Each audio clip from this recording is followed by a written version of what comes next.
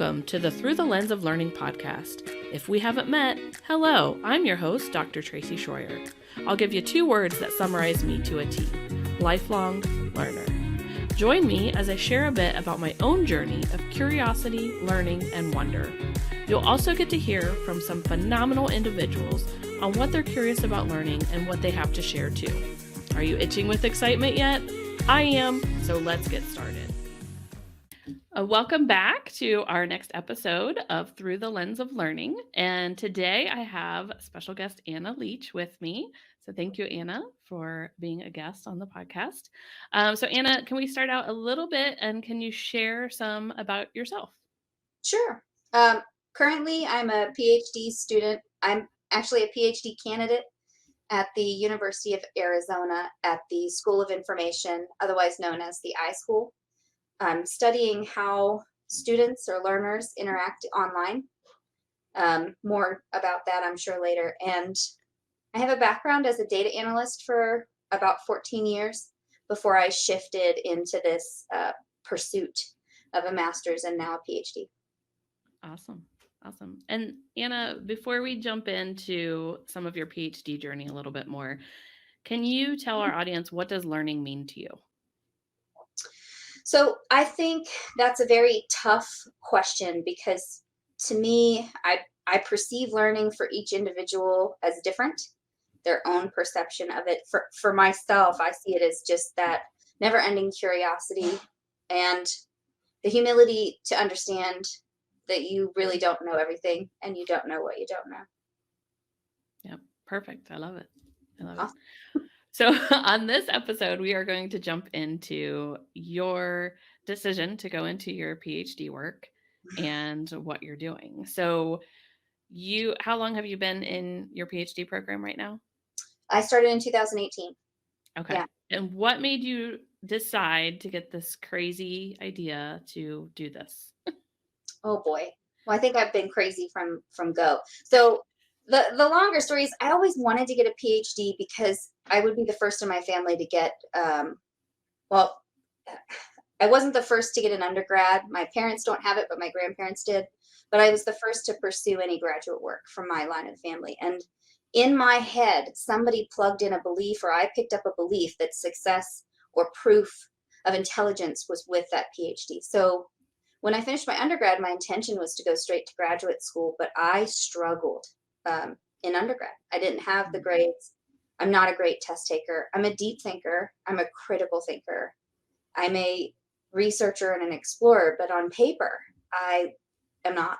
I just am not. So I started working. And as I was working, I kind of saw all the rejection from graduate schools as a blessing in disguise. Of course, 10 years later. But as I was working, I continued to take classes and explore ideas of what I was really interested in. So in taking those classes and in that effort of exploring the career avenue versus the education avenue, I had an opportunity to train people, faculty and staff, on a new system that the university I was working for was switching to. So it was my job to collect data, analyze data, and create reports, and then in turn train these people. And you will love this. The first training, 8 hours in person, and death by PowerPoint. Butts and seats, bored to death. And I was like, why aren't they getting this? I don't understand why they have so many questions. I gave them all the answers in the PowerPoint. What's the problem? Well, my boss and I, and my team, we sat together trying to figure this out. We were very fortunate to have some consultants come from the other company that were instructional designers that knew how to put the content together that it could be consumed properly.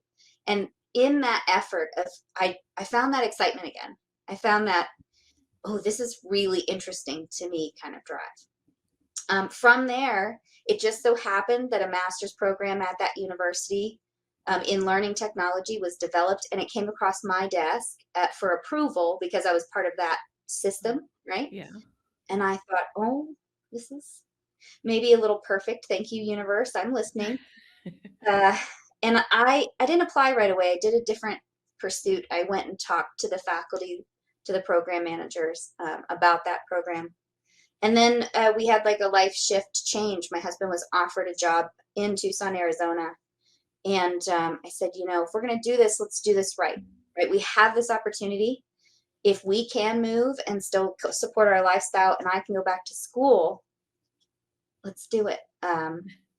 So it was a bit of a mismatch, but the idea that this Master of Learning Technology and the even desire to go into it wasn't my initial thought.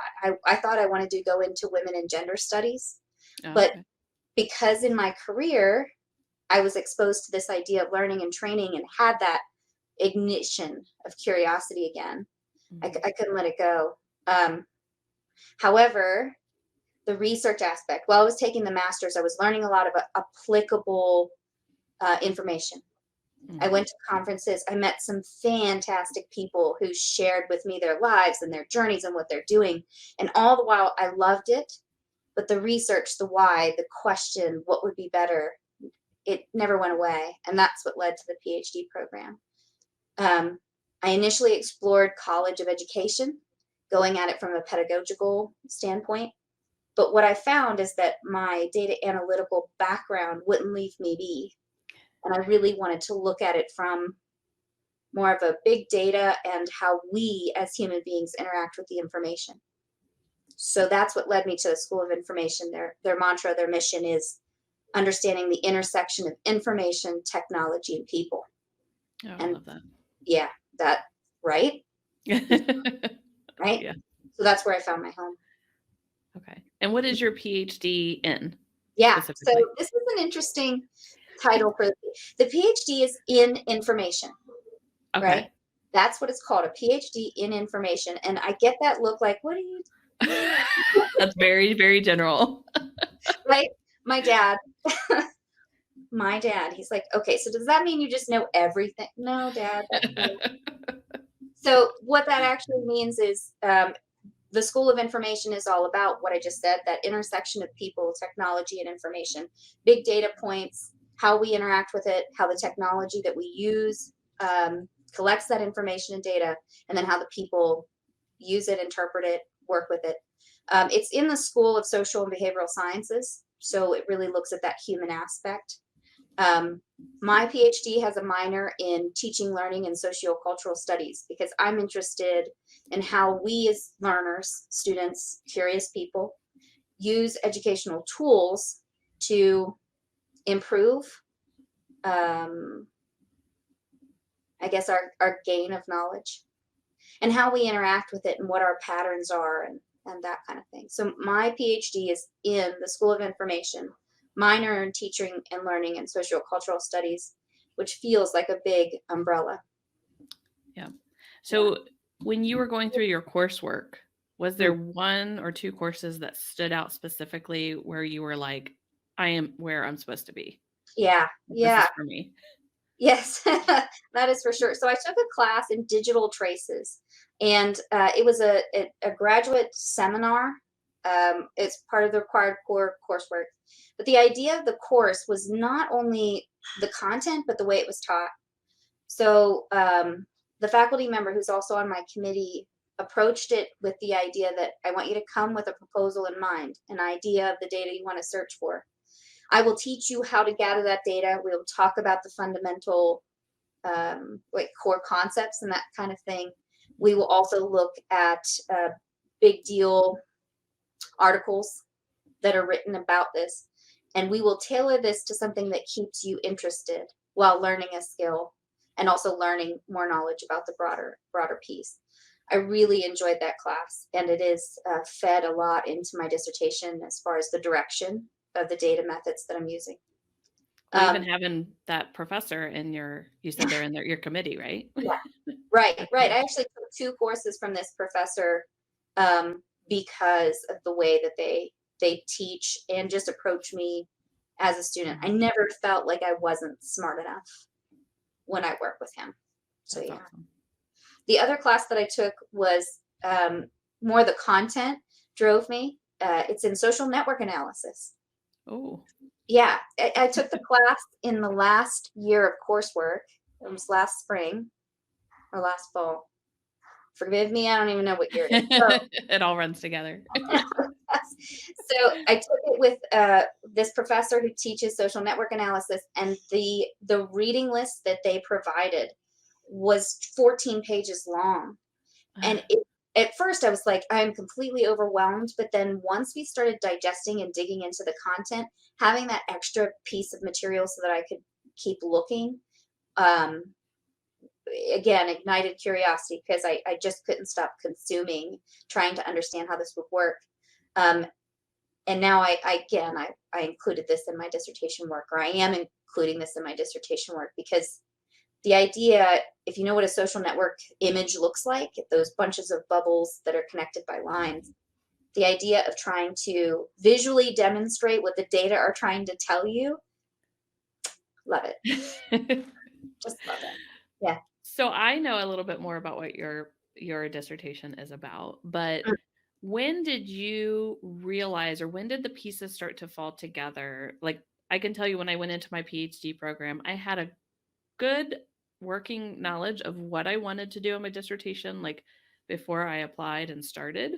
A lot of people don't until they get further along. When did Right. those pieces start to connect and you were like, this is it, like this is what I want to do? So I don't know what everybody's journey is, but I can share mine. When I applied, I said I want to work with learners and how they use tools to learn, right? So it was very vague and unsure. As I continued to take classes that first year, I felt like a fish out of water. Part of that problem, I can say now, because it was years ago, was imposter syndrome. I kept waiting, literally waiting for somebody to call me and say, "Oh, we're just kidding. We didn't need to offer you to come to this university. It was a serious mistake. You have no idea what you're talking about." Here's some cookies and a gift basket." So, you know, Thanks for trying. what I was waiting for.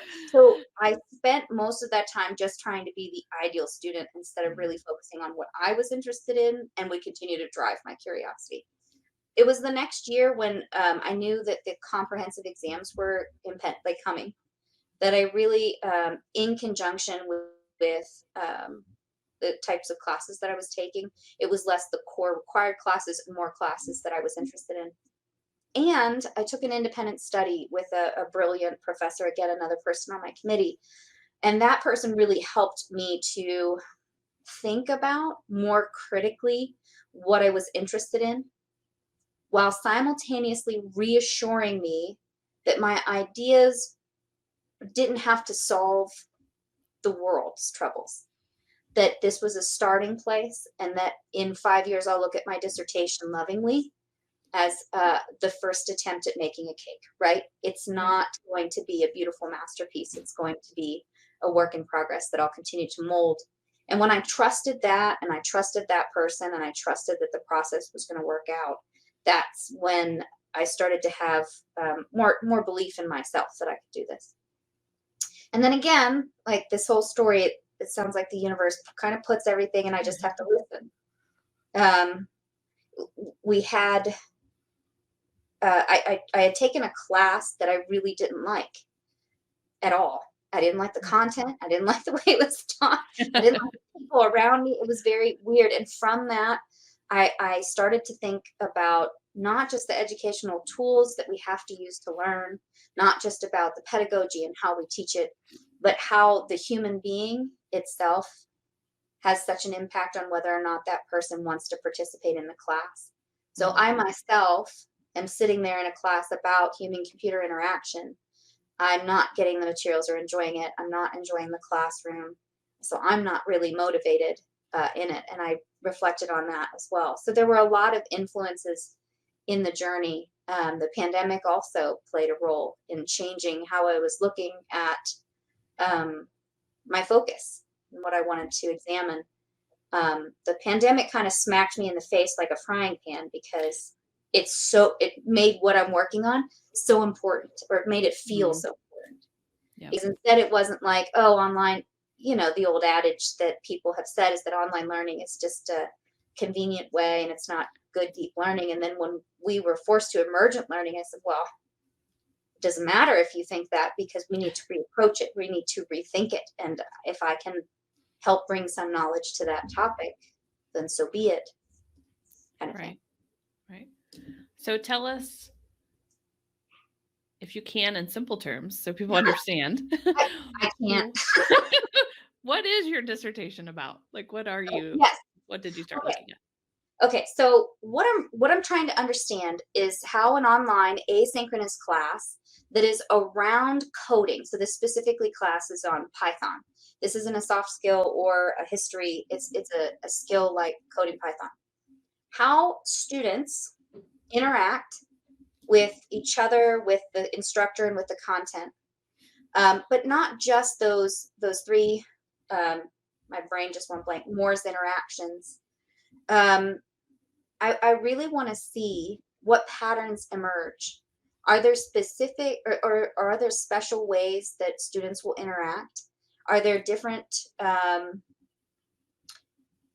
there social interactions that are involved with that? And then what do these interaction patterns reveal about those social interactions? To do this, I felt like, again, initially, when I was thinking about my dissertation data, it was completely quantitative. I was just going to gather data from the D2L database, as well as the informal messaging system that this class is using. And I was going to do a social network analysis, like what does this look like? Where are they interacting and who are they interacting with? But then realizing how important that human element is, and then having discussions with some qualitative researchers, I decided to add that student voice in as well as that instructor voice. So I interviewed students and I interviewed the faculty to see what else I could learn about those interaction patterns, and what they may or may not mean. So when you talk about social interactions, so I know discussion boards are one thing that are popular with online classes. What other types of interactions were you capturing? Yeah, so not just the discussion boards, which is an interesting conversation that I am excited to think about. But also, they're using an informal messaging system. This is something that happened after the pandemic. And I believe this is absolutely informal, but just talking to other faculty and TAs in my program, the use of an informal messaging tool started with the pandemic and continued. How those social interactions can make a student feel like they're connected to the classroom community when they're in an online asynchronous class, or may not make them feel connected or neutral about that. So I'm looking for ways that the students are feeling connected or trying to connect, or at least feel like they can connect if they want to, outside of just D2L. Okay. And D2L is the platform that the course Yeah, is in. Is that right? Okay. yeah. So Sorry. informal messaging, would that be like a Slack maybe Yes, or yeah, Teams? Okay, something like yeah, that. Slack. Okay. Slack, for this particular dissertation, it's Slack, but I'm also curious about Teams, Discord, those kinds of things. Yeah. Okay. Okay. So how did you go about setting up your research? Like how did you decide that you're going to do a Python class? How did you figure out what class or class sections you would do, getting permissions, like that kind of stuff? Yeah, that was a little bit of luck, and a little bit of who you know. So my office mate, again, pre-pandemic, is the instructor for the class that I selected. Excuse me. And I had asked several faculty members if I could use their class as a research platform.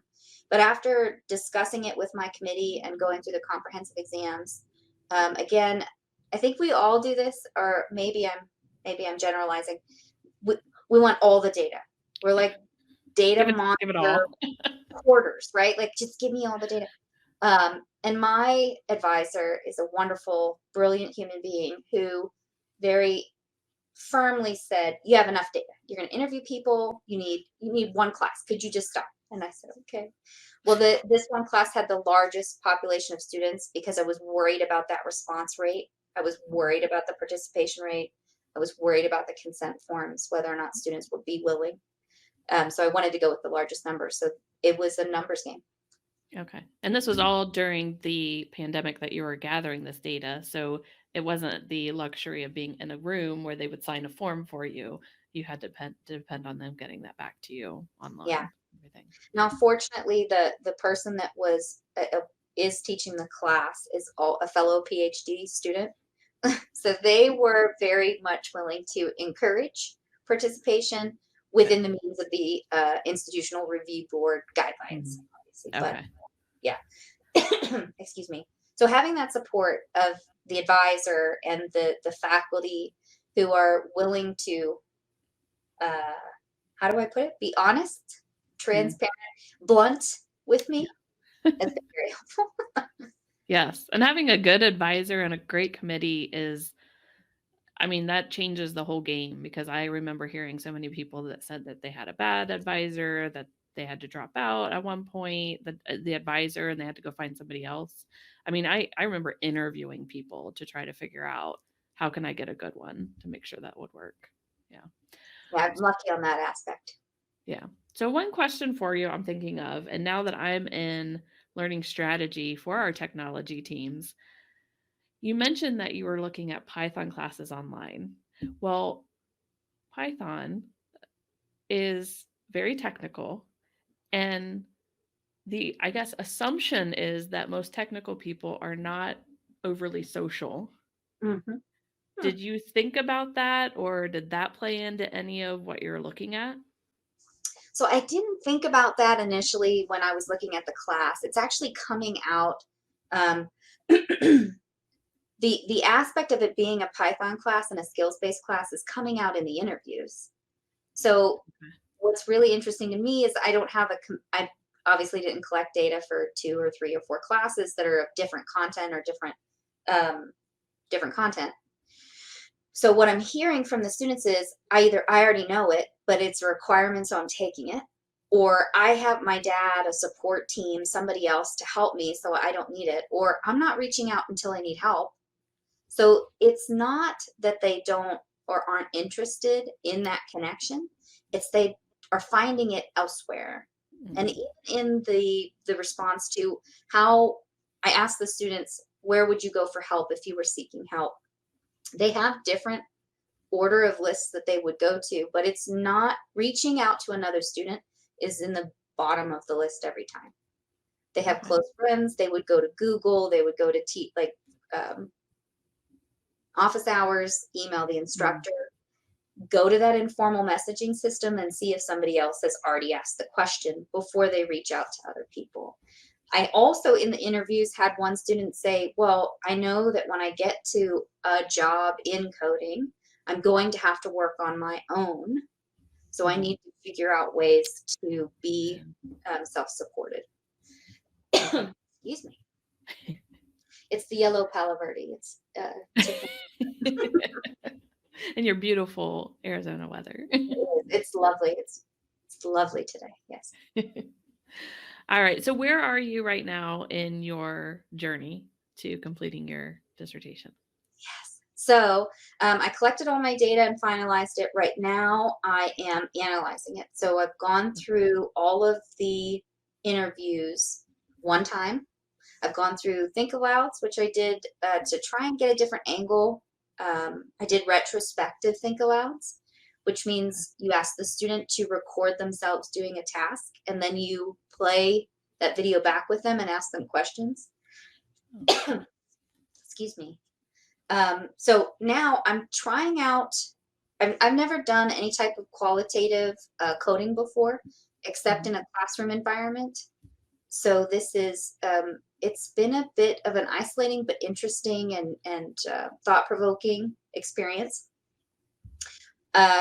Next up, I'm going to take that analysis and start writing. So that's my plan for the summer. Once I'm done teaching, which will be in about a week, I'll start diving into the writing process. Okay. So as far as the dissertation goes, what's been your favorite part so far? Oh, these beautiful like aha moments where you read something or like an article, or you hear somebody say something in an interview that makes sense to you. It finally makes a connection. What I find super interesting is when I sit in front of the desk, excuse me, when I sit in front of the desk and I'm kind of just isolated working, I don't really have this aha moment. It feels more like a process of analyzing. But then I'll go for a hike or a walk or whatever. I'll be driving in my car and there'll be this beautiful magical moment where I was like, oh, it sounds like this. And I will literally pull off the trail and start scribbling in my notebook this paragraph long of like, I didn't think about how this connects with this, with this, with this. And that feeling of having that light bulb, that ignition of curiosity or thoughts, I think that's my favorite part of doing the dissertation entirely. Awesome. Awesome. So, what would you say has been one or two of the biggest challenges you've had so far in your PhD journey? Yeah. There have been a lot of challenges. And I think I was telling you this a little bit before we started. When I first started into the pursuit of the graduate education, I thought it was just a matter of grit. You just persevere, right? You read more, you spend more time doing it, you get through it, you'll be fine.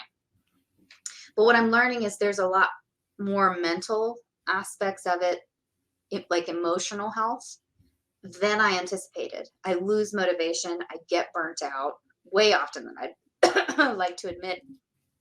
You lose joy. You don't want to do it anymore. You just want it to be over. And it feels somewhat deflating at times. And then imposter syndrome like creeps in and self-doubt creeps in. And I think those are the times when I appreciate or lean into some of the tools in my toolkit a lot. So for me personally, whenever I'm feeling down, lost, losing hope, discouraged, a hike will just kind of refresh in my brain, or leaning into my support system, which I'm very blessed to have a huge support system that will help me out. Just taking 5 minutes to pet my dog or crochet a new project or anything like that has helped, but it's still challenging. Yep. And then that comparison trap is also very challenging because I'm in class with my cohort of other students, and I'll reveal, I have 2 children, I'm married, I have other things going on. I'm teaching to support the work, the PhD. Mm-hmm. And I like to live life a lot. So it makes it very hard to balance all of that and to get through that, compounded by the fact that a lot of our family are back in the Ohio area, so we don't have them to lean on all the time, and you miss them after a while, so we have to travel to see them. So I think that I compare myself to other graduate students who they're able to focus a lot of time on their work because they don't have as many distractions. Now, I stopped comparing when I realized that just because they don't have the same distractions doesn't mean they have it easier. Right. Because that was my bias that I learned as I got to know other people. And instead of me walking into the room like, well, I have the hardest and most busiest schedule, and I knocked myself down a couple pages, pegs, steps, whatever. When I thought about it, I was them at some point, and my life was just as busy, pre-children, pre-marriage, pre-dog, pre-whatever. And just because my perception is that they aren't as busy doesn't mean that's right. So that helps me with the comparison. And also knowing that this is my journey and I really want to enjoy it. I don't want to be stressed out and not enjoy it. I want to gobble up every minute. I have to remind myself of that very often. Yeah. Yep. Those are big challenges. Well, that's interesting too, because it sounds like a lot of people that are in your cohort, maybe younger than you, not married, no kids, that kind of thing. When I went through mine, a lot of people in my cohort were getting ready to retire, or they were retired. So that's very interesting that you say that. And I had even thought for a while, it's like if they were retired, it was like, you have all the time in the world, like to do this and do whatever. But everybody has their own thing going on. And yeah, we have to stop the compare game. Yeah. 100%. So one thing that you did, and I can't remember how long ago you had put this out there, but on social media, you had mentioned struggling to like set milestones or deadlines or what you should focus on. And it sounded like from what you had posted, you brought your family in to kind of help you. And can you tell everybody what it is that you did that kind of helped you? Yeah. So my little instructional designer heart wanted to have something that was interactive and engaging and fun for myself. But like I had said before, one of the biggest challenges is losing that motivation and getting burnt out. So a couple people had suggested from my cohort, they had suggested, well, just because you can't see the work getting done doesn't mean it's not getting done. And I kept saying, like, no, for me, if I don't literally print out a page and see that I have written 10 pages physically, then for me, it feels like a failure. Even spending 10 hours coding something that comes to nothing feels like a failure. And that repeated feeling of failure was disheartening and kept bringing me down. So my children and my husband and I, we were trying to like brainstorm different ways to do it. And we had a chore chart for them when they were younger. They're in their teens now, but when they were younger. And this kind of, again, light bulb went on. And I said, hey, what if we did one of those? They look like a thermometer and there's a bubble at the top. And I get to fill in a line, physically fill in a line for everything that I do. And we went through and tried to figure out what does the thing that we do, right? Is it going to be complete a task? Is it going to be work, do a page, do it? And I was at that point, like so disheartened that I said, how about if mommy just works for 1 hour? I get to fill in a line, like just 1 hour. And that felt like one of those smart goals, right? It was realistic. I could do it in a certain time frame. It was achievable, all those things. So my daughter jumped on. She's very artistic, very crafty, and she drew the bubble, drew all the lines, which then I was like, well, now that motivates me because this is my accountability. She worked on it and she expects me to fill this in. My son checked it every day. So how many hours did you get done, Mom? Well, only one today, buddy. That's okay, Mom. Tomorrow's a new day. One step at a time. Like, just fantastic. I love that. Yeah.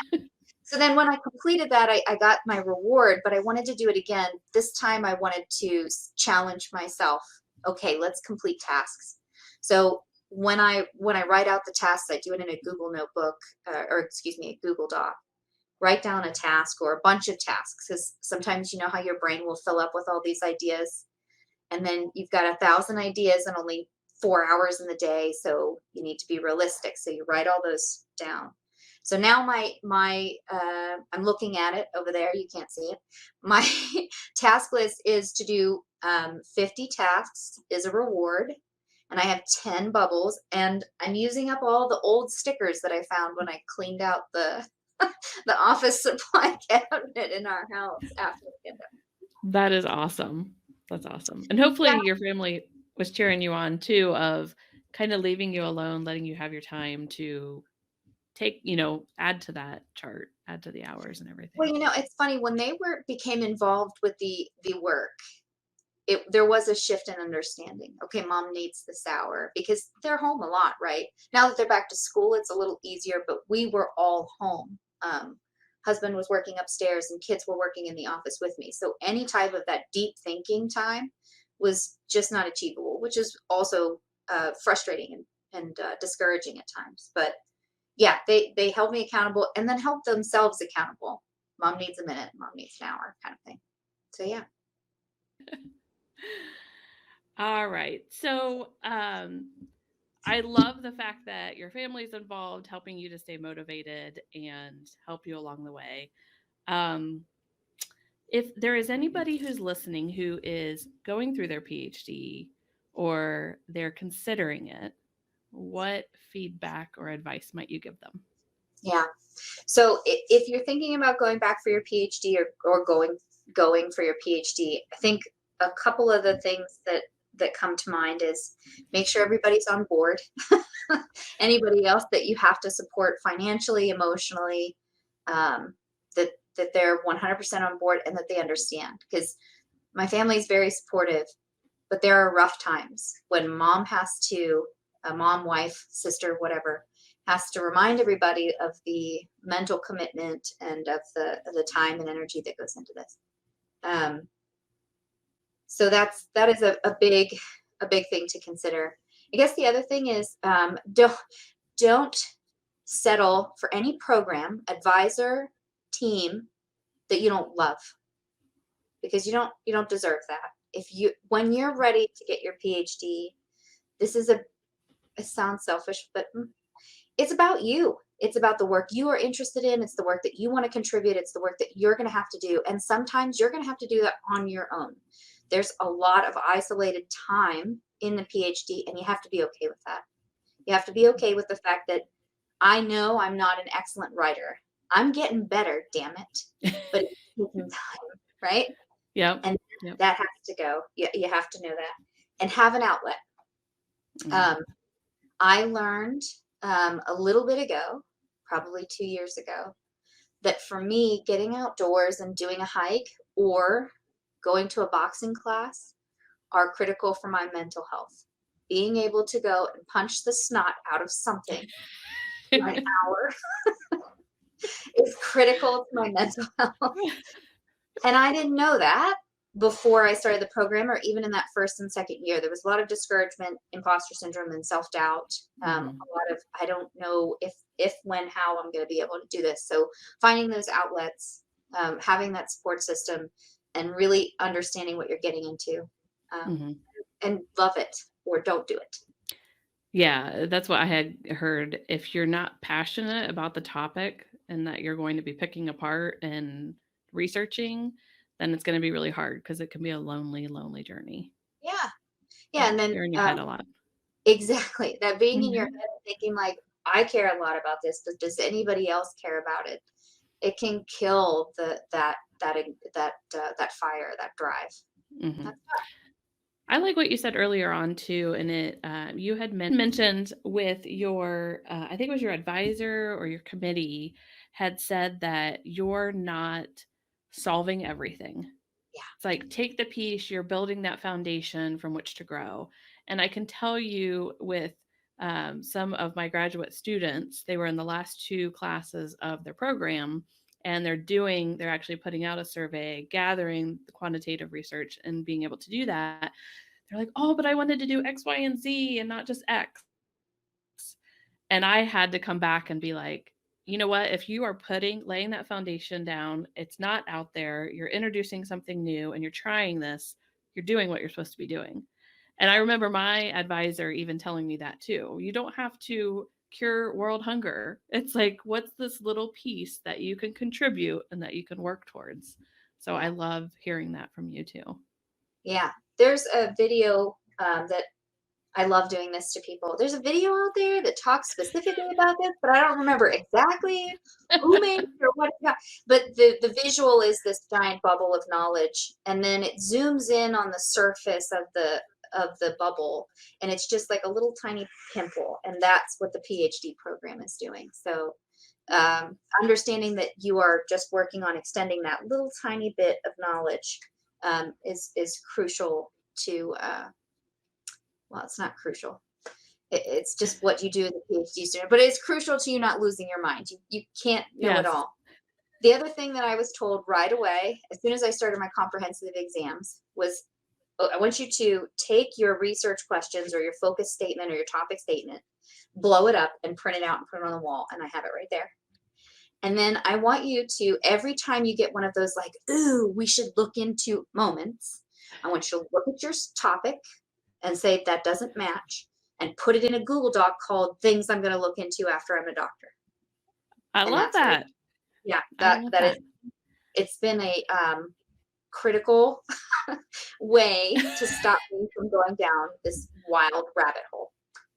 Oh my gosh, and there's so many from all the different information you're sifting through and that you're finding that you could definitely, I love that idea. Yep. All right. So Anna, before we get ready to close, anything else that maybe we didn't talk about related to the PhD journey that you wanted to share? I would say that there are several books about the PhD journey that were very helpful to me, that I kind of wish I had read maybe my first year. And that one is Demystifying the Dissertation Writing, by Dr. Single, I think. Yeah. There's another one called The Dissertation Journey, and I can't remember the author's name right now. But both of those helped me in different ways. Like I said, I wish I would have read Dr. Singles in my first year of the PhD program, because I would have implemented some of those ideas right away. Whereas the dissertation journey was really fitting right as I was writing the dissertation proposal. All right. So before we wrap up, Anna, can you share, if somebody wants to follow you, the work that you're doing, connect with you, how would you recommend that they do that? I think that the best place to connect with me about this dissertation work, or any of the work that I'm doing, or my previous data analytics work, is on LinkedIn. I'm Anna Rose Leach on LinkedIn, and it should just be all mashed into one word. All mashed together. Yeah. Sorry. I think the internet froze, so I decided I would just stand still and pretend I was. All right. Well, Anna, thank you again for being a guest on the podcast, and I appreciate you sharing the insights that you have about your PhD journey, and I'm so excited to hear about your next steps and being able to call you Dr. Leach. Well, thank you again, and that's a wrap until our next episode. All right, sounds great.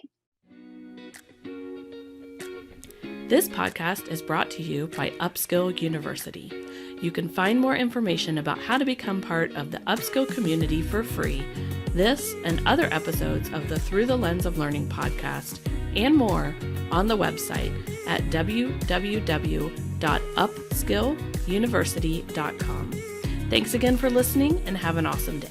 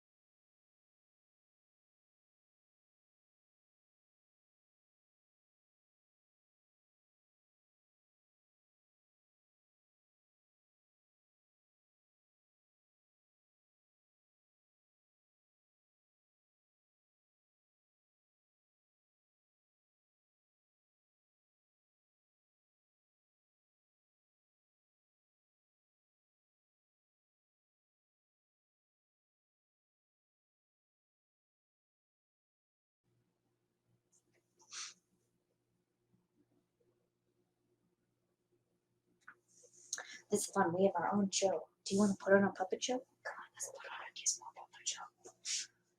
I am Gizmo. Gizmo is me. Hey, yeah. Today I'm going to teach you how to give a puppy cookies. Gizmo, you have to face the eyes. My name is Gizmo, and I like lots of cookies. I would like to have a cookie in the morning, a cookie at noon, playtime, and then a nap, And then another cookie. I'm annoyed with my mom right now because she's using me like a puppet.